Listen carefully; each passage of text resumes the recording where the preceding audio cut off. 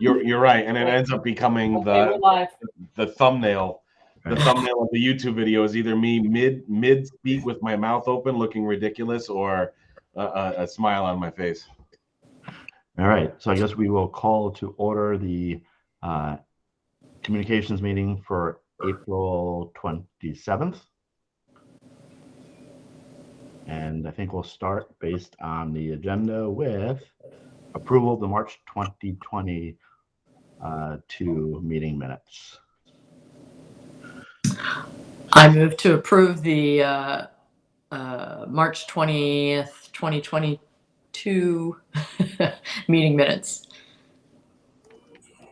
All right, I think that Taffy is tied up at the moment, so I will second it. Okay. Hey, David, I'm sorry. I have a call with Yale. So I'll be back on in a minute. Yep, no worries.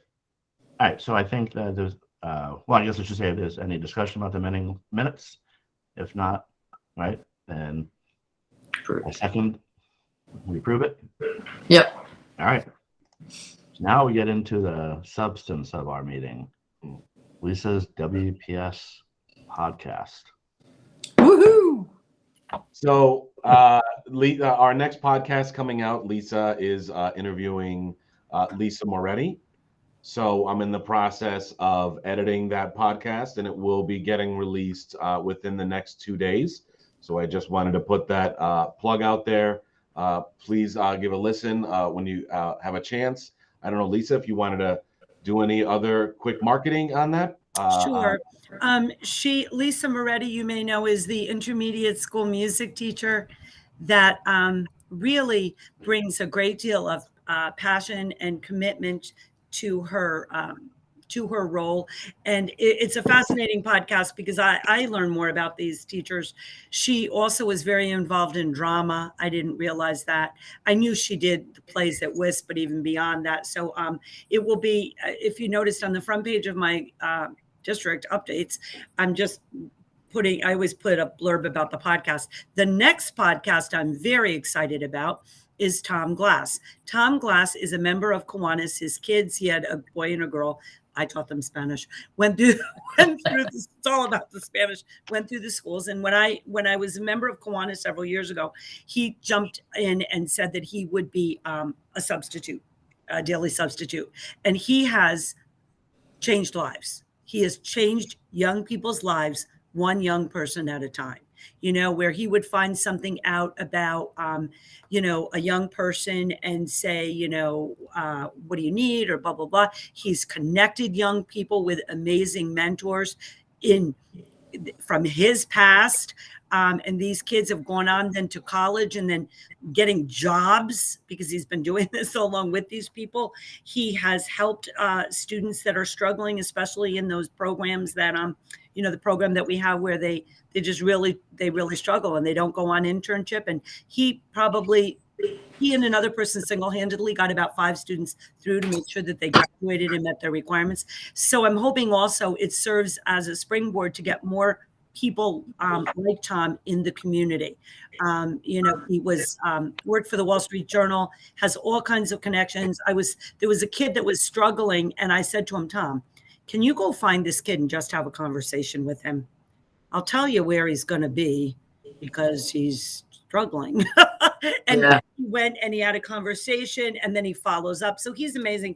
That's going to be the podcast. And then I have to think of for May, and I want to think of a great end of the year podcast. Maybe I will do, I'm just toying around with some ideas. If anybody has suggestions, I was thinking about doing maybe some seniors before they go to just have what the Weston Public Schools have meant to me. Coming out of this journey in high school and with COVID, it might be an interesting one to do kind of a group podcast. Mr. DeVito, I might need your assistance for that one with the given the mics and everything. But I do think that these podcasts, it's funny when people, I don't know if they're trying to humor me or not, but when people were doing screening interviews or people are like, well, what do you know about the district? There have been candidates that have referenced the podcasts. Like, well, Mrs. Wolak, I was listening to it was someone in the PPS field. I was listening to the podcast about the social workers because this person was interviewing for the social worker job that we have at Hurlbut. And I never even thought of that. Like, that's another way to learn about the district. So I have to thank again Mr. DeVito for his patience in helping me make these podcasts. I almost feel like we should turn the logo into a t-shirt for next year. Uh-huh. And I will say, I want to name how international Lisa's podcast is. So here are the most recent countries besides the United States: Germany, Australia, Poland, Puerto Rico. They have Puerto Rico listed separately. The Philippines, United Kingdom, and India. So you are international, Lisa. Wow. Pretty wow cool. is right. I just feel so honored. I will say that it's pretty cool, the analytics of Anchor, which is the podcast production product that we use. It's how we put the podcast out there onto the internet, and it will actually even tell you not just the country of listening, but regions within the country. I'm going to be the first to admit I'm clicking on some of the regions, and I don't want to butcher the names of them. I cannot pronounce them, but it's pretty cool. It's multiple locations in multiple countries, so you've got a little following. Nicely done, Lisa. Yeah, that's awesome. Wow, maybe we can turn the t-shirts into like a swag thing. But I think we have to think about how we can elevate our game next year for this. I'm not sure, but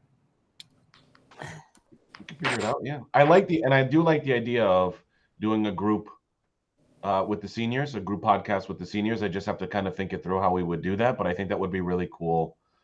It would almost turn into like a TED Talk kind of a thing, but it would be more of like a conversation with everybody. So we could talk about it. I think that's a cool idea. yeah, I think it would be fun. Yeah, for sure. Yeah. And that's it on the podcast. All right. Awesome. Okay. Moving right along then. So the next item, discussion on live streaming BOE meetings. My favorite. Nothing like getting a phone call while you're on vacation. Hey, what's the status of what? So I want to give everybody a little bit more information. I know we've talked about this at the last communications meeting. Talk about it a little bit more. So I mentioned it again at our last communications meeting. Our major product that we use that is used both for the green screen at the middle school for the morning news and for production and streaming of Board of Ed meetings, it's called the TriCaster. It has to be the industry standard, especially in education. The TriCaster, after the first meeting, we pointed the problem.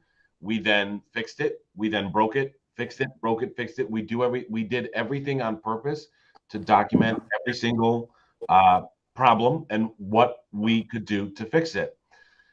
However, this time, about half an hour before the meeting, everything was working fine. Then right when the meeting was starting, they started up the TriCaster, and you have different settings, right? There's tons of settings that you have to set up because we have soundboard, we've got the camera board, because the analog cameras pan and tilt them. And that's all saved in a profile, including how to stream to YouTube. The profile simply deleted, just deleted right before the meeting. Herein lies the problem. We know all the settings. The problem is the TriCaster is an older model TriCaster. Oh, for God's sake. It's primarily analog. Everything nowadays is digital. But even beyond that, it's not like a computer. It's a hybrid computer.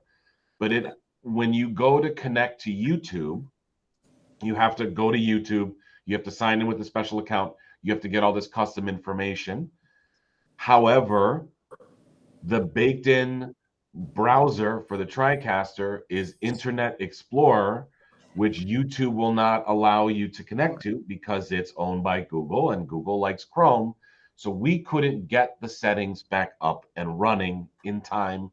Hence why my technician, I will give a shout out to Sean Green for thinking quick on his feet, using his iPhone to record the meeting. It wasn't the best, but it was better than nothing. And I will say the audio was really good. on the recording coming from an iPhone. So next steps. Shockingly. Actually, it was good because that was how I got to watch the meeting, was a YouTube recording. So I was impressed with that. Right, and I had some people during the meeting. They were texting me, going, "Wait, is there an iPhone recording us? Can you even see me on the iPhone?" I'm like, I can see you clear. It looks good. Moving forward, we are trying some things to work around the issue of getting the YouTube settings without having to deal with Internet Explorer. However, we may come to a point where we have to replace that TriCaster unit. And that TriCaster unit can cost anywhere from $6,000 to $10,000. That's what we didn't want to hear. I am hoping that we can work around that. And I've got some ideas in my head, but I want to be transparent and honest with everybody, saying that this may end up being the only thing we can do to move forward with streaming meetings is replacing the TriCaster. I'm not willing to commit to saying we need to do that right now. I am. and I understand it is very frustrating to have to deal with that from everybody's perspective. We're all just sitting there and wondering, when's the meeting going to start. It starts later than normal for the public. I feel bad for the public who are there. They're there now later than they should be. So hopefully we don't have to do that, but I did want to put that on everybody's radar. Dan, I guess two things. Do we know who the unknown person is? With their hand up. I do not. Hi, it's Christine Harris. I apologize. I don't have Google Meets set up as something I normally use, so I couldn't quickly figure out how to pop my name and profile up there. Hi, Christine. Good morning. How are you, Sharon? Good. I was going to say zooming into this, but calling into this one, I was just curious about the BOE broadcasts. I've gone in person to the first two live in-person meetings, just to see and perceive it in both ways, in person and at home again. I always really enjoyed the Zoom BOE meetings because for me it was very to hear and see, and I have a problem hearing even in the middle school. Like when I'm sitting there in person, it's hard to hear all the speakers, even the public speakers at the microphone, and it's very easy for me to lose the plot because I can't hear it that well. At home on Zoom, it's always been great. I haven't heard what the long-term plan is. Are you planning to continue permanently on in person with a live stream? And if you are, has a Zoom room kind of approach been considered as an option? I apologize if I've not heard that before, but just kind of curious about where it's all going. And I know none of it's cost friendly, but I think a Zoom room approach might be something that would work. I don't know. All right. So you said it was Christine? Yes, it's Christine Harris. Christine is actually on the slate to be the high school PTO president next year. So Christine and I used to be vice presidents of the PTO in middle school, and we've attended a lot of board meetings together. So she's been very involved for a long time. So just background. Christine. So, okay, thank you. So I don't know where the rule or the policy comes from. Generally, at committee meetings, we don't take public input, but I find it valuable. So I think, thank you. Yes, we're going to be talking about that during this meeting. So your question is both timely and it's on top of my mind, at least, which is the future of our meetings and how we're going to provide a better experience for people who are not attending in person. So we invite you to listen, and we are going to discuss it now. Appreciate that. Sorry, I wasn't sure what the policy was either. I know that's okay. That's all right. It's just it generally speaking. Yeah. Go ahead, Dave. Yeah, as I said, we are a very dynamic and flexible committee. We think that we are the best of the committees of the Board of Ed. Of course. We kind of do that. You always see us smiling, so we think we're doing something. And not only that, Christine, we are the communications committee. So to cut someone off from communicating would just be completely inappropriate. So we're glad you spoke up. But also, Christine, we are going to discuss it, but I also wanted to just say that, the whole debate over the last few months about in-person versus online meetings has been rich and varied and hot and cold and all of that. I think the question you're raising is, can we do both, right? Can we have both options available? So that's what we'll discuss for sure. Yeah. So Dan, a couple of things. So yeah, I would say, to be more blunt than Lisa, it was terrible. Last meeting. It was terrible in so far as I think we got to a point where Melissa wasn't sure we can even have the meeting, right? Because we have an obligation to record it, not to necessarily broadcast it live, but to record it. And it got to the point where I went over to Lisa and Melissa and I said, maybe we just all open up our laptops, get on Zoom, and even though we're sitting in the same room, have a Zoom meeting just for the recording purposes. But really, it's sort of what happened to, I know that one of your technicians, and I'm very sensitive to being on the spot with a technical meltdown because I deal with it in my own world, but they did have one of those extra cameras and he seemed like he struggled getting that to work. So it was like the TriCaster was a failure. I believe the backup camera, the Owl or whatever it is, was a failure. Yep. And then last ditch effort, it was the iPhone. So I guess the question is, where are we at with that Owl camera or whatever? The Owl camera's fixed. Basically that camera, so it's just like the Owly. It's called the Candow camera. I had shown the video of it, and that was actually how we recorded the previous meeting. This is a newer model that we're now using from a vendor letting us borrow. The problem is that Candow camera has two modes: HDMI mode or laptop mode, and it was stuck in one mode. And because we hadn't used it on that level, we didn't know how to escape that mode.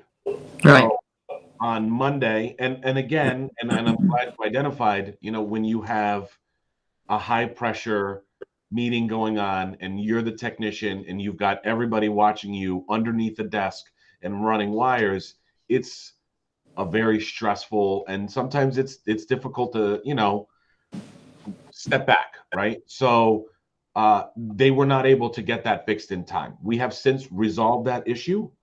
And so that's going to be the backup to not being able to get the TriCaster up and running, is that I'm going to have the Candow camera. We're going to have it set up in the middle. I'm going to have it wired over to my side of the table where I'm going to set up a second laptop. And if all else fails with the TriCaster, to just stream from that Candow camera, because I can connect that camera directly to a laptop, go right to YouTube, and you can stream directly to YouTube, bypassing Zoom if we wanted to. So that is the backup to that plan. And now we know we have a backup to the backup. But I feel like now I'm, because we're 0 for 2. Now I'm operating under the assumption of like every single thing is going to break. So I need a whole domino of things that I can make sure that we have something to bring up in the event of another failure. But that Candow camera, it's fixed now. Okay, the bottom line is this: failure is not an option. So we have to have things ready to go in a minute's notice. There's an issue, turn it on. And it's been very difficult. Like I couldn't even look at the IT guys because I felt so badly that night. The other thing is I've already spoken to the finance director about find the money for the TriCaster. And I think that we will be able to find the money without any adverse effects. It cannot go on if we have a commitment to clear and timely communication. It's putting everyone in a terrible position. And the other thing, quite frankly, I want to ensure is that room is locked at all times and that kids are not going in there during the day unattended because they're kids. And I worry that maybe somebody pushes buttons or pulls out a plug or I don't know what.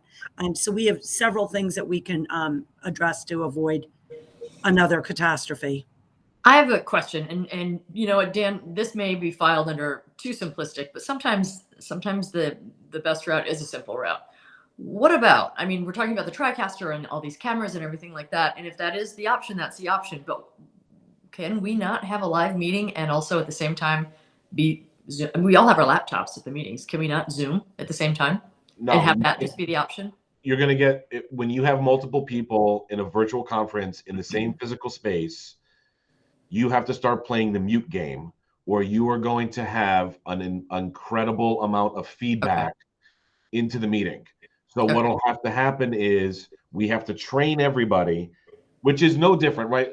I get what you're saying, but like, you know how I've said to you at the last meeting, when you want to talk, unmute your microphone, lean forward, speak into it. You have to mute yourself at all times when you are not speaking in a Zoom meeting.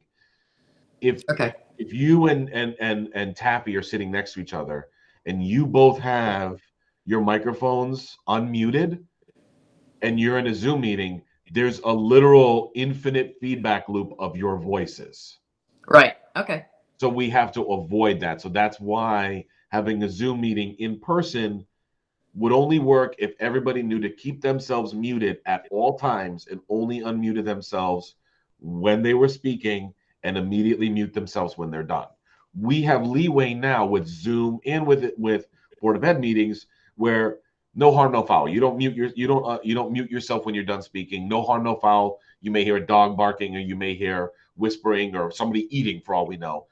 But it's not the end of the world like feedback can be. Okay. All right. Dan, a couple of things. So I know that you said the TriCaster might need to be replaced. We've already determined that the cameras need to be replaced, that they're analog. So I think last time we spoke, it was multitudes of potentially tens of thousands of dollars. So just replacing the TriCaster, you still have analog cameras.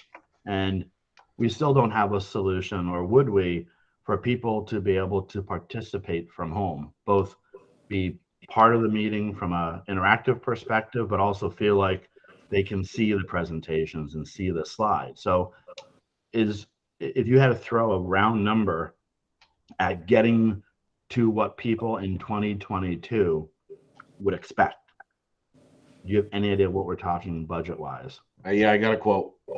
Hang on. So the quote was to wire the projector feed directly to the TriCaster, so it would be a separate input device. So it would look just like how if we present during a Zoom meeting or Google Meet, it would be an actual screen. And then bring wiring so we could use the Candow camera as the main camera instead of the analog cameras. So it's really the cost is in the wiring.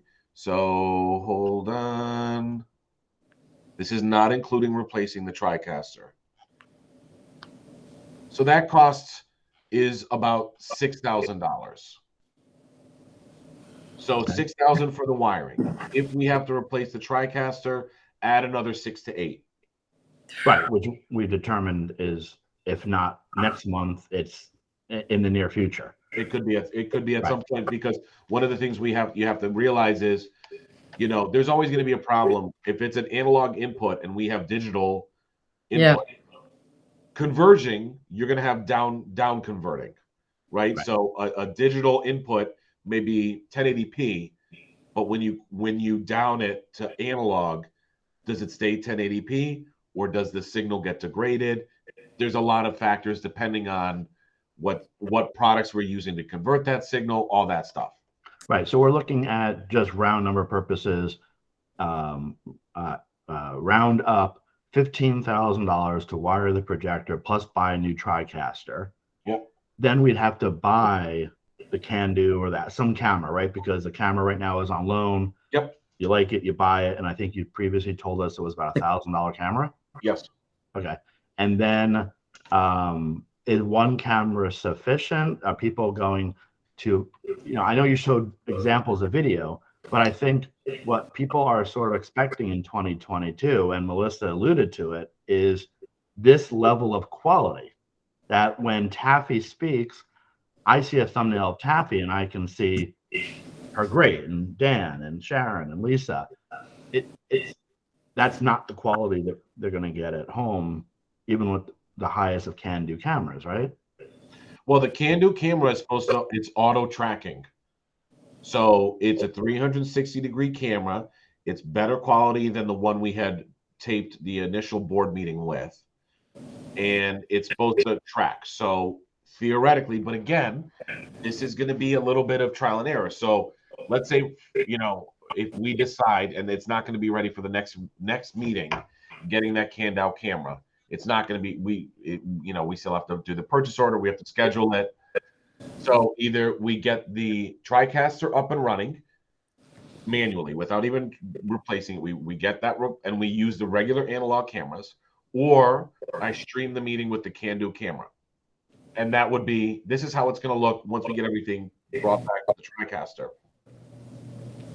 In theory, that should be able to catch most everybody in good quality, because not only does it follow the person speaking, it does a little zoom in on the person speaking too, and it has faster response time. So if I'm speaking and then David, you start speaking, it should pan to you faster. Okay, so if we went the route of the Can-Do camera, which seems to me to be the obvious next test with the iPhone as the fallback. Right. And it worked well. And you were to say, okay, the cost of cable plus, would we at that point, we still need the TriCaster, right? In order to, there's two components to this overall setup, right? There's broadcasting we can do with a Can-Do essentially in and of itself. Yes. So if you simply wanted people from home to be able to view us speaking, hear us, get some level of thumbnail with good quality, that's the Can-Do. Yep. But now you want to be able to present to people at home what is being presented on the projector on the slide. That's where the TriCaster comes in. Yep. That's also, correct me if I'm wrong, but that's also where the overtime cost comes to have a technician operate the TriCaster. Correct. In theory, if we only did the Can-Do, and because you get stuck at these meetings yourself, I presume to some small extent, and tell me if I'm wrong, but you turn it on, it starts broadcasting, and at that point, it's set and forget. Yeah. Theoretically, as long as nothing goes wrong with it, it's set it and forget it. That's the point of those conference. The Can-Do, the Owly cameras. They're meant to be for quick business use. So they're not complicated. They're not supposed to be for an IT professional. They're supposed to be for anybody. Right. So I think the question really is, it sounds like it's about 17,000 to try and get to some level of what the community would expect in 2022. You would need the TriCaster. You would need to wire the projector. You would need at minimum the Can-Do camera or something equivalent. Mm-hmm. And then do we have the option at that point also for the public to interact with us in live with their video? Okay. So they'll be able to, for $17,000, the community would be able to watch the meeting with better quality than they have today. They would be able to see what's being projected on the projector as a image or thumbnail in their Zoom or Google. But if someone like Melissa said, I want to make a comment during public comment, what would that look like? We're not going to see her. Could we hear her, or we can't hear her either? Why wouldn't we be able to see her? The owl camera would be tracking her, wouldn't it?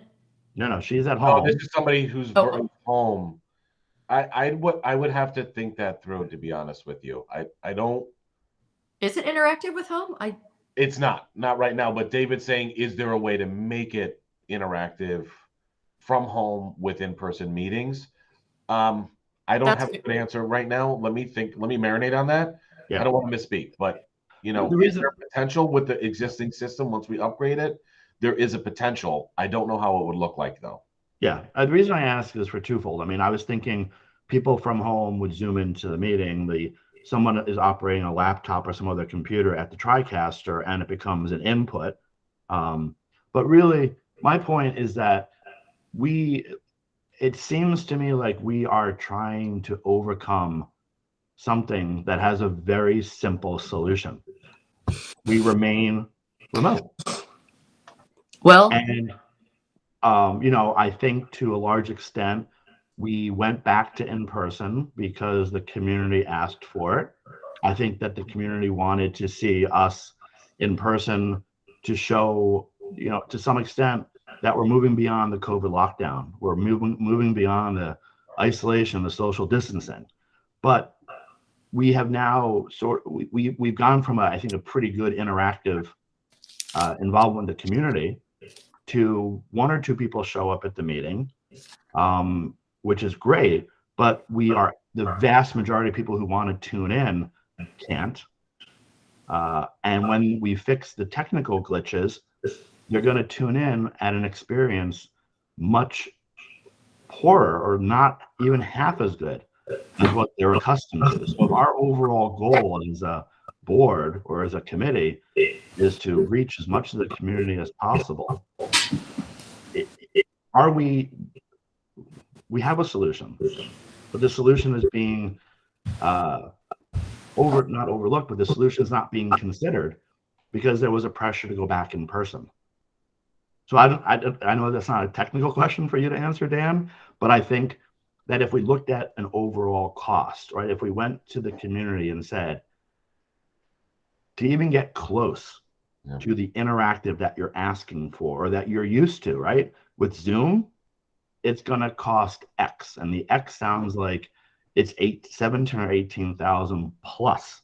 17 or 18,000 gets us the ability to push one way out at a better quality. But now we want the interactive part, which is going to be a natural evolution.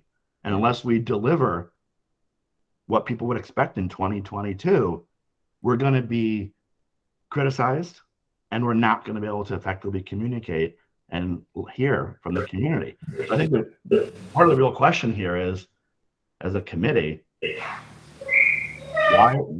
why are we doing all this? Is the need to be in person greater than the ability to effectively communicate and get communication from the community? So look, I haven't been able to even attend an in-person meeting because I had scheduled some things prior to us deciding to come back to in-person. So I had been counting on attending these meetings in a Zoom format, but because we had changed it, I wasn't able to attend either meeting. That being said, how many people did show up? When I listened to the meeting the other day, public comment, there were 2 people who spoke. Were there more than 2 people in the audience? No. Okay, so the reason why we stayed in Zoom to begin with was based upon if you recall, when we made that decision, was not COVID related necessarily, but it was because we actually had better attendance in Zoom meetings than we did when we did in-person meetings. It was the beating of the drums and the lighting of the torches and everybody insisting that we come back in person that we eventually did come back in person. I mean, I have no problem with being in person, but I think that as a communication tool, and as our meetings are more effective when they are Zoom driven. I completely agree with that. Yeah, well, that's my point. But if we're listening to our constituents, which is, we are in essence elected officials, Not in essence. We are elected officials. So and we have to listen to our constituents, right? And one of them is on the call here asking for us to provide Zoom. Exactly.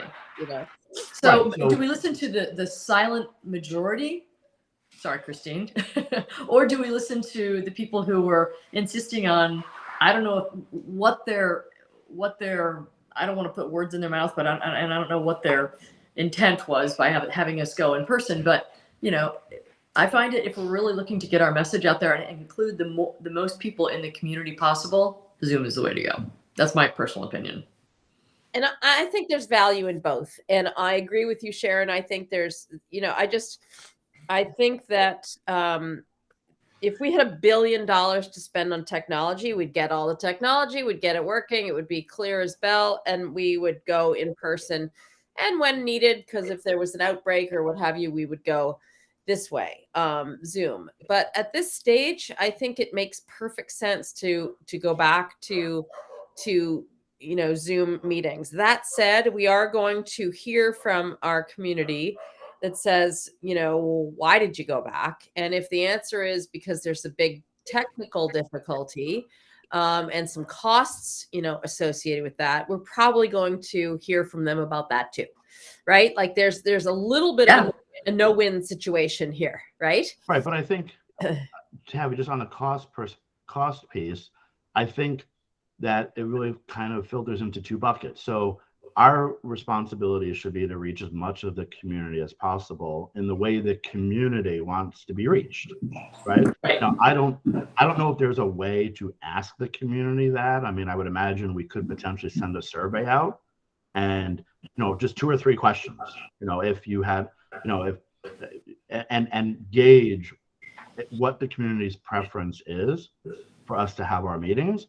But I think we went back to in-person meetings largely more symbolic than a need. Right. I think that there was an overall feeling we wanted to get back to some level of normalcy. And I remember when we went back to our in-person meetings, one of the questions that I had asked was, are the schools going to reopen to parents? Can parents come into the schools? Will there be meetings between parents and teachers in person? And that has now taken place. So I feel like we are back to a level of normalcy. So the question now becomes, do we need to continue to set an example by being in person to show, hey, it's safe and it's comfortable, versus versus spending potentially $30,000, maybe even more, on technology, which is $30,000 we're not spending on educating our kids.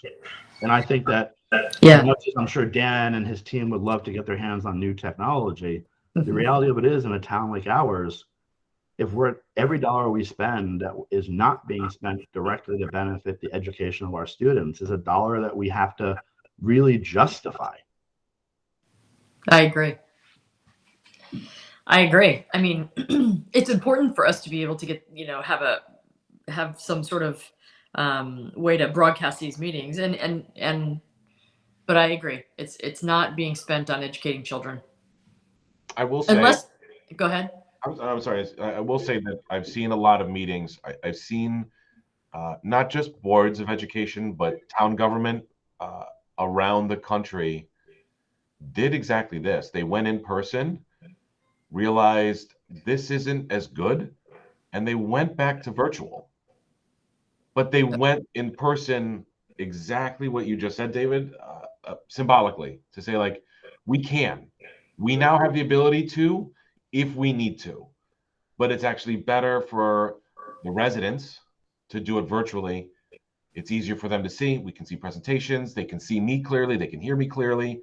Yeah. So that does seem, that's an unintended, I don't want to say consequence, but that's an unintended end to people wanting to go back to in-person meetings, is we got spoiled by the quality of Zoom and Google Meets and all these types of virtual meetings. I have a question. Actually, Christine actually just brought this up to me. Sorry, Christine, I don't mean to unveil you here, but she mentioned something about a product called Zoom Room. Yep. Are you familiar with that? And would that help to alleviate the feedback issue? I would have to look into that, to be honest with you. I can't fully answer that right now, okay. But I will look into if Zoom Rooms could be a potential. Okay, that would be great.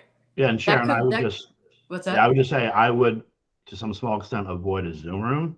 Being that I'm in this business, we tell clients, do not lock yourself into a Zoom room, a Teams room, a WebEx room, because then you've built out a room of technology that only works with Zoom. So there are other solutions out there. There's coming out there called ConfTel with a K, but they are somewhat limited on the larger size. So for example, a Zoom room, yes, for the whatever dollar amount you want to spend, you can build a Zoom room as big as you want with microphones in the ceiling.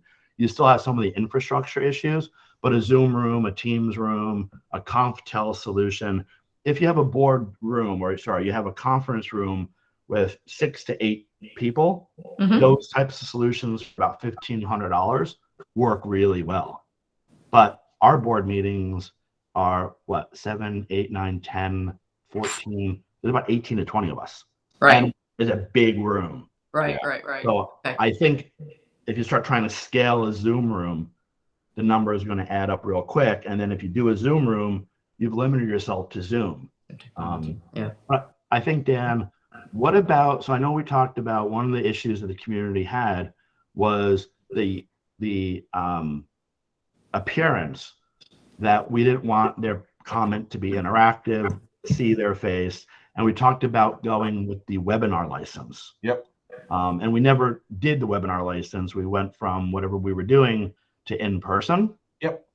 So I'm wondering if, and obviously we have to take this to the full board, but I'm wondering if we should, is there a way to poll the community just to get a feeling for in-person versus the live or whatever, the remote, based on what they have seen to date. Now, obviously, we've had 2 fails, but even if but we're talking about how do we get from 2 fails to something okay? We're talking about a camera that is going to work not to the quality we have today. It'll work better, but it's still not interactive.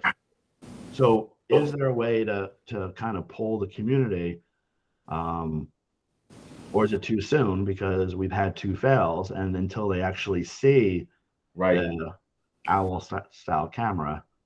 Well, the problem though is that we're not going to have a success sounds like we're not really going to have a success until after we've spent the money. What we're going to see, so like if the next board meeting is in person, and if everything goes according to plan without making purchases, what you will see is a bubble gum and duct tape solution without spending money.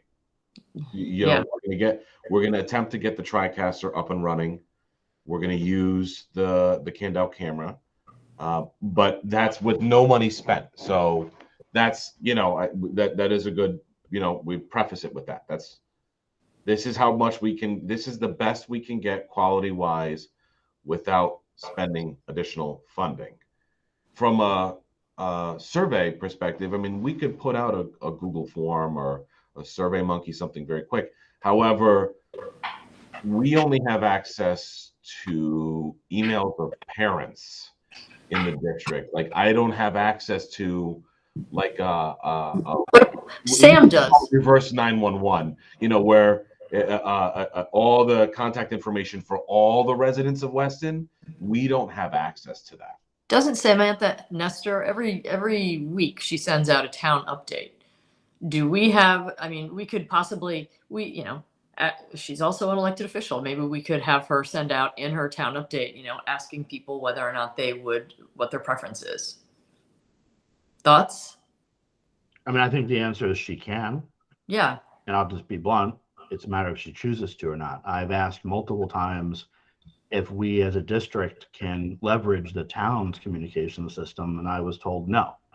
I can speak to her. I'll get her to do it. Don't worry. Okay. Yeah. Because there was something, quite frankly, that we used recently, and I asked her. So I'll take care of that piece. All right. So I think it's a good idea, just because it was something that she needed that we got to work together. So okay. I think we're in a better position, David, not to interrupt, but I'll get it done. As long, how you get it done, sometimes no one needs to know. Yeah, exactly. Another monthly luncheon over there and get it done. Oh, sure, no problem. Here's the information. Yeah, so I think, maybe we should consider doing that. I think we should choose our questions carefully, right? To some small extent, acknowledge that we've had 2 failures, but really also be realistic with what we can deliver. So we've had 2 failures. We understand that. We're working through them. But realistically, here's what we are working towards. And ultimately, interactive is not part of Plan A or Phase 1. So we're talking about maybe a $17,000 or $18,000. So maybe the question is, a couple of questions, but would you be willing to spend up to $20,000 to get better broadcast quality, but not be interactive? Would you be willing to spend up to $40,000 to have better broadcast quality and be interactive? Or right. And the third choice is, would you prefer that we remain remote, where without trying to tilt the scales, but the reality of it is, we provided you all of this at zero cost, truly zero cost. Right. And then, see what the feedback is, and and it doesn't have to be binary too. I mean, it can be excuse me, it can be where as needed, if we need an in-person meeting, it can later be broadcast to YouTube, not live streamed, but later be broadcast to YouTube. Yeah. If we need that and the town is really needing us to be in person for a meeting, we can do that. Yeah. Just with ample warning. Give us ample warning so we can make the necessary changes. But yeah, I have no problem personally being in person. I have no problem with it. But it doesn't give us the results that we want as far as interactivity with the community. Oh, yeah, and the other part too, for Taffy was saying, so maybe what we do is we do quarterly in-persons. So our monthly meetings, so to speak, our monthly meetings are remote, but once per quarter, we're in person. And that might be a great solution. I love that. Love that. So people, can plan around it. Both the community and the board members can plan around, hey, I know we're going to have an in-person meeting. And rather than it constantly changing,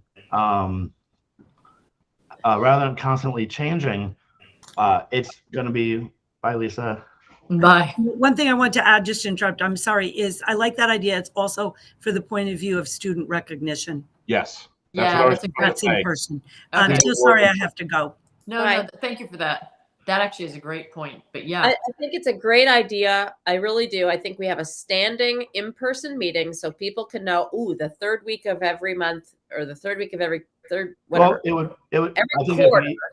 I think it can be even easier than that. I think being predictable, Taffy, is what we all need, right? Yes. So if we think of a calendar quarter, January, February, March is a calendar quarter. Yeah. And what we do is we either say the first meeting of each calendar quarter or the second meeting or the third. So we sort of figure out which would be best. So we're remote for argument's sake. We determine that the third meeting of each calendar quarter is the in-person. Right. So January would be remote. February would be remote. March would be in person. April remote. May remote. June in person. And that can take care of the student recognition that we want in person because it gets scheduled based on, hey, we know we meet the third month of the quarter. And this is probably a question that would be best answered by Lisa and the administrators because they know when these award ceremonies and things happen. And they may say, yeah, in fact, the third month of each calendar quarter is great because January, the way this, the awards are given out, the way the school breaks are and stuff like that. Yeah. And then the community knows if they, that they want to come in person to make public comment, they can come on that third month in the calendar quarter. And we greatly enhance the remote experience for people who want to publicly comment by going to the webinar license. Yeah.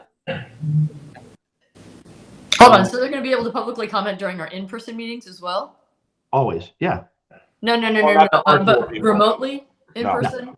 Okay. So no, I think that's a great idea. I think that's probably going to be the best solution. That if people can't argue that we're not in person because we are, but we will be reaching more people 2/3 of the time than the other. I think that's probably the best. David, you're brilliant. I think that's the best, the best solution. Yeah, I mean, I think it's a good solution as well. And I think the next step would be we bring it as an agenda item to the regular BOE meeting. Yeah, and we get the feedback from the rest of the board members. With all of the supporting documentation, the $17,000 plus the number of people at the last few meetings versus the number of people that we had in the previous Zoom meetings. Is there any way that we can find out that information? How many people we've had in the previous Zoom meetings? It's anywhere from low end at the end of a very long meeting. It drops down to about 10, but on average, it's 20 to 30. Perfect. And on important topic meetings, like the first day of budget presentations, it spikes up to 250. Oh, that's great. That's fantastic. We could never have all those. They would never show up in the middle school library. I mean, well, what's interesting, and I tough. didn't realize that, David, you said, I didn't realize there were only 2 physical people there for the last board meeting, because the first board meeting, we had a decent amount of people who were there in person for the first meeting. So you saw a drop off from the first in-person board meeting to the second in-person board meeting. But the whole thing was the first in-person board meeting was a very emotional request. And that was why. I think we had 6 people. So I don't know that maybe 8. So yeah, it's a multiplier of. At the first board meeting, there were only 8 people there? Yeah. Oh, wow. That's surprising. I thought that there would have been more than that. No. What? That's not true. The first meeting that was kind of where we had all that public comment, we may have only had 6 people speak, but I think there must have been like 25 people there. Yeah. Oh, really? Okay. Yeah, there were 25, I'd say like 20 to 30 people in the audience. Not all of them spoke. Yeah. Oh, okay. Yeah, Okay. but you know, I think this is a really good idea, and I would not lead in the discussion at the board meeting next time with the cost of the technology to fix our errors. I would lead with what is probably a more relevant and compelling point, which is the numbers of attendees, as you said, Sharon. I mean, the cost to make our technology work for in-person meetings is real, but it's not the reason we're thinking about going back to remote. It is, but it's not. I mean, from the communications committee standpoint, I think it's really important to make the number of people who are attending the meetings be the main reason for us making a suggestion. However, as a board, we have to be financially responsible. And I think that this shows that we are, being financially responsible in addition to making sure that our communication is the most effective to the community. So I think that I'm not saying to lead with it. I agree with you, Taffy. I think that, leading with the number of people that we're reaching, we're finding is exactly what we had predicted before when we were remote. But here's an added reason as to why it makes more sense for us to stay remote. Agree. So, yeah. Yeah, and I think that doing, offering or suggesting a schedule where, again, with the administration's, recommendation, we meet once per calendar quarter in person.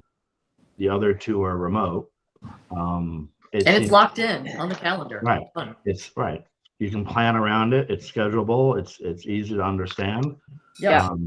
So I guess the next step is we will bring this to the full board as an agenda item, and we'll kick it around in May. Yeah. Sounds great to me. Okay. Let's see here. I have an email from a parent. Hang on one second. Let's see here. All right. So for sort of on the communication side, I got an email from a parent. And I don't recall if she's on the PTO or BOE representative. She made some connection to being more than just, a regular parent. And she was frustrated that the Board of Ed meeting last week had been moved. And I'm trying to find the email, but she implied, or she said, hang on a minute. I think it was what we've seen before. There was some sort of disconnect between the information on the Town of Weston website versus the Board of Ed website. Okay, so let me just take a look at what the email says. So she's asking who is responsible to keep the BOE website updated, specifically in regards to meetings. She's a BOE representative. Her name is Stacy Dunbar. I don't know who she is directly, but I don't know if you guys know who she is. I don't. Okay. So her email to me, which I've heard from other parents, and I've brought this up myself, is that the dissemination of information when meeting dates and times change and where the meetings are going to be, it's not being pushed out, so to speak, that they have to go hunting and pecking for it. They've got to find it.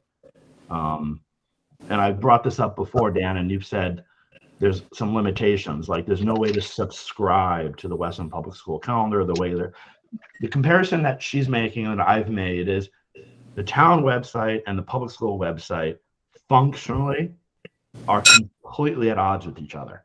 Yeah. So some basic things that she's asking for, just to kind of reiterate them, is there doesn't appear to be a subscribe function to the calendar, so that if a Board of Ed meeting gets changed, unless I, as the consumer or as the community member, go and find that it's changed, we're not proactively messaging the community it's changed.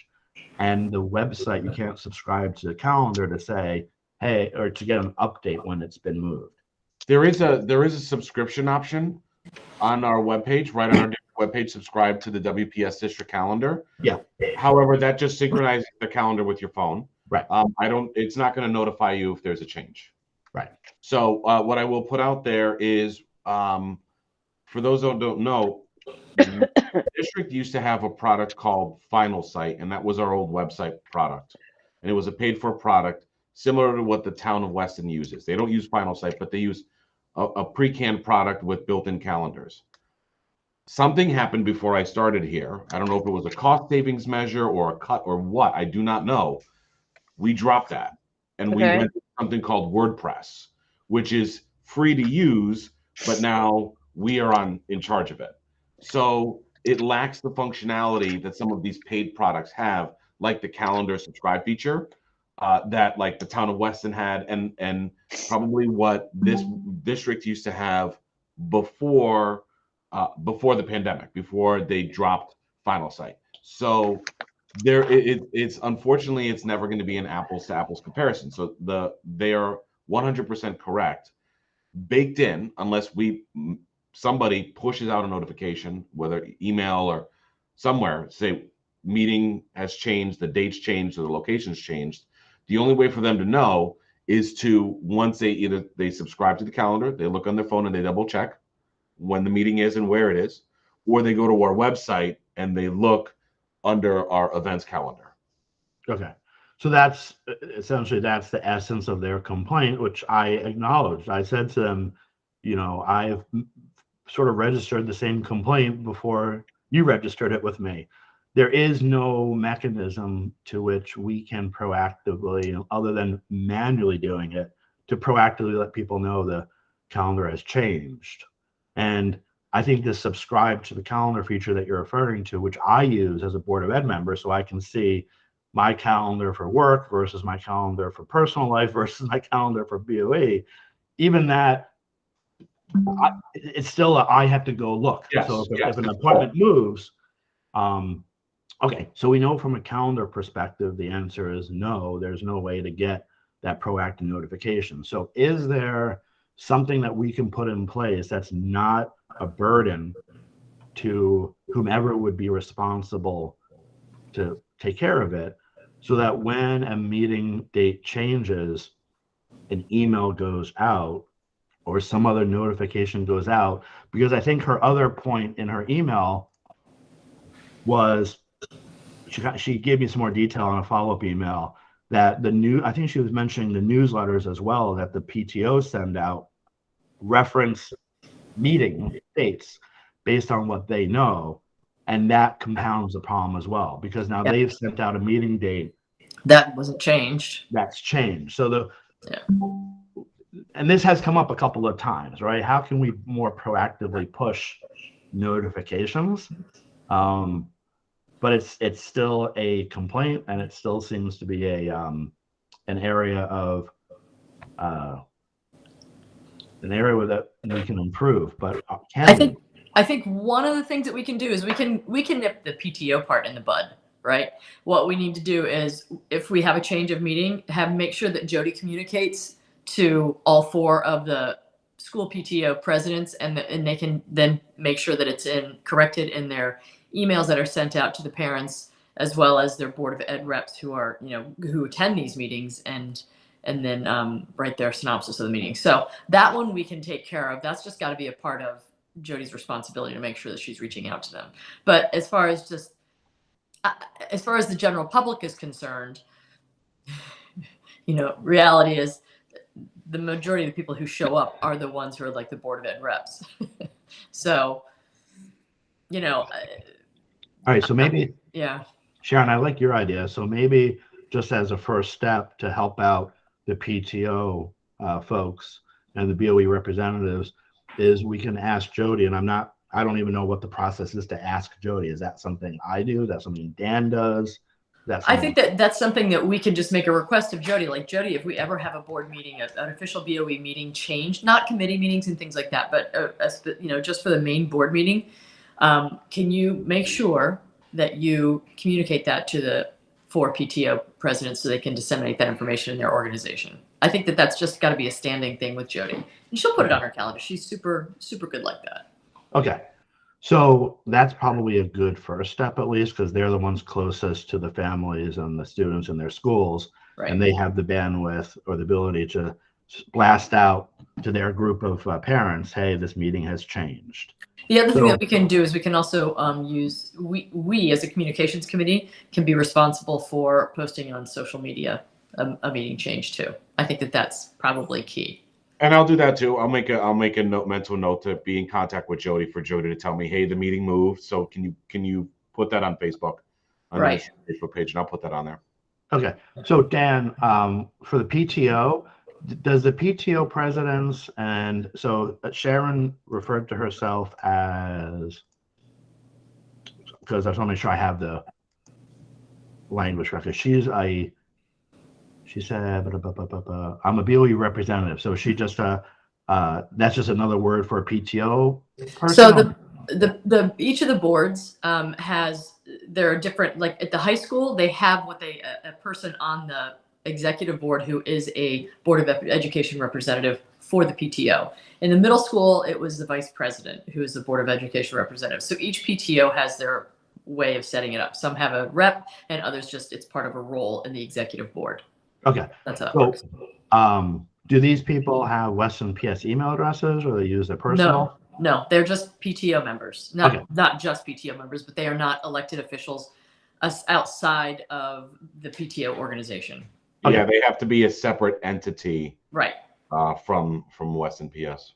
Okay. Yeah. So Jody, I'm just kind of thinking about, I always say doing a bad job is worse than doing no job.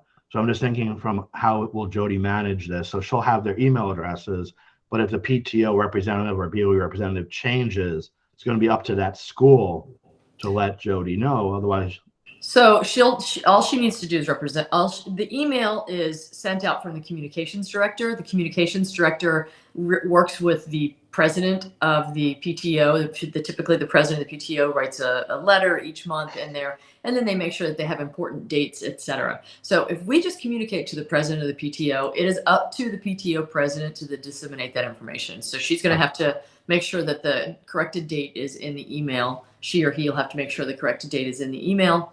That gets sent out on I'm not sure how often they're sending them out. So, some do twice a month, some do it once a month. Okay. I think we might. Christine, are you still there? Yeah. She can give us probably some inside knowledge how it works. Yes, I was just jumping in. I raised my hand because that solves the problem for the PTO, BOE reps, and the PTO members, but not every member of the school district or parent family is a member of the PTO. Right. And the rest of the community is also. So that's one of the reasons why we suggested utilizing social media as well. So it's not, we can hit the PTO, which is a lot of the parent community. I think it's about 75% of the parent community.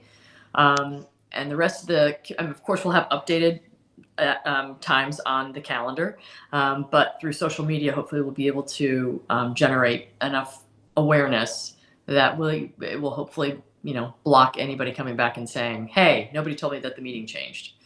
We're never going to do it 100%, but I think between those two things, without having to spend more money on technology, and reality is, how many people outside of us, I mean, I don't even have my calendar synced up with the Board of Ed calendar to get alerts if things change. So I don't know how many people are actually going to be doing that. So Dan, I don't really think it's a good use of your time to have you running around trying to find solutions for something that 3 people are going to utilize. I think that there are other ways that we can do it, that we can address it whenever a meeting changes. That will be a bigger megaphone, so to speak. I don't know. I mean, I think that there are some people in the community who truly want to tune in to some of the committee meetings and the general BOE meeting. and they're of the mindset that it would be much more helpful. I know it would be for me as a member of the community to be able to subscribe or get some sort of proactive alert, because I know, there are days when I want to be someplace at 7. I want to be at a meeting at 7 o'clock, whether it's in person or on Zoom. I plan my whole day around it, so to speak. I'm driving home. I walk in the door at 6 o'clock, and all of a sudden, crazy things happen at 7:30. I'm like, crap! I wanted to go to that meeting or attend that meeting. So I think it would be beneficial. I understand it's not attainable today, but it seems like the short-term fix would be, what we're saying is, ask Jody to email the PTO presidents when a meeting is changed. They can then disseminate it to their folks. It seems like it's a manual process, but Dan's going to publish these changes on Facebook with the asterisk that Dan's one person and Dan gets to take some time off occasionally. What?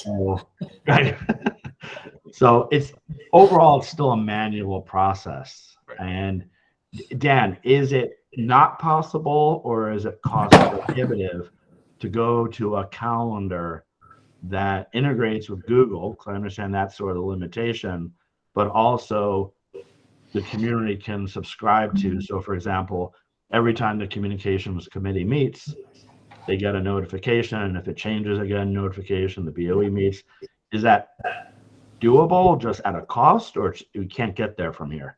Well, we probably could. There would be a cost, but what would also happen is there would have to be a complete overhaul with how each school updates their events, because they right now post their events on their school's www calendar. So that's how they post everything, and then that rolls up onto our website. That's what feeds the website. It's a direct link.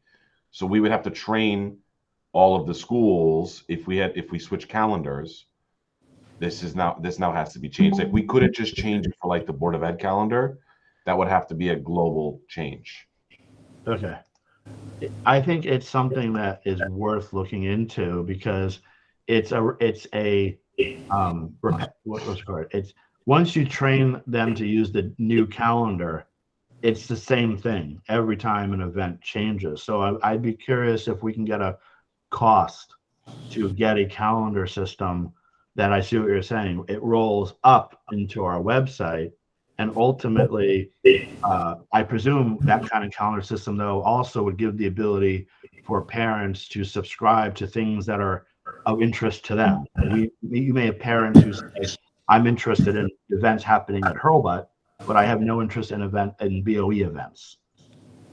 So, yeah, I mean, I could look into that and see what they have. The way WordPress, the back end for our website work, is that there's millions of modules out there that I could look into and find if there's a module that meets our needs for that. I really want to try to do it without minimizing the impact the staff members who are currently already trained on the website and putting calendars on. So I really would not want to take away the Google Calendar for them, because then that's going to be a lot of extra work for them, whereas now it's just in their calendar. So I want to see if there's something I can put in between. Yeah.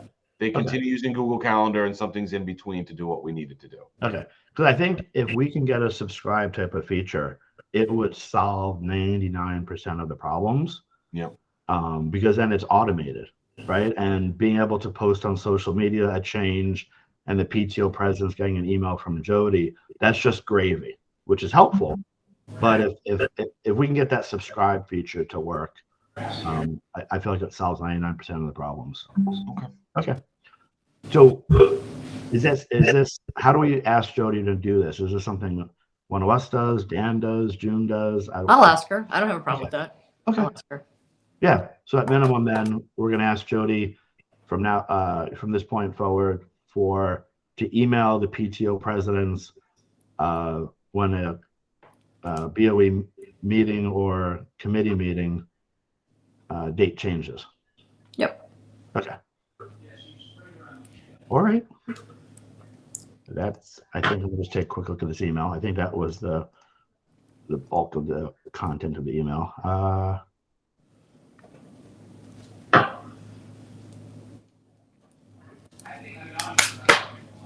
Yeah, that's the bulk of the email. The email, obviously mentioned as well the level of interaction and so forth on the live streaming, but I explained that was, we're having technical difficulties that we're working through.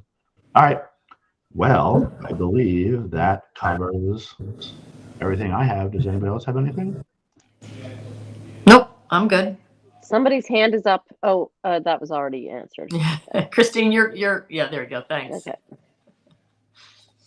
All right. Well, if we have no other business to discuss, can I get a motion to adjourn the meeting? So moved. So moved, exactly. And a second? Second. All right, everybody. Thanks, guys. See you again. Thank you. Bye-bye, guys. Bye. Bye. Bye.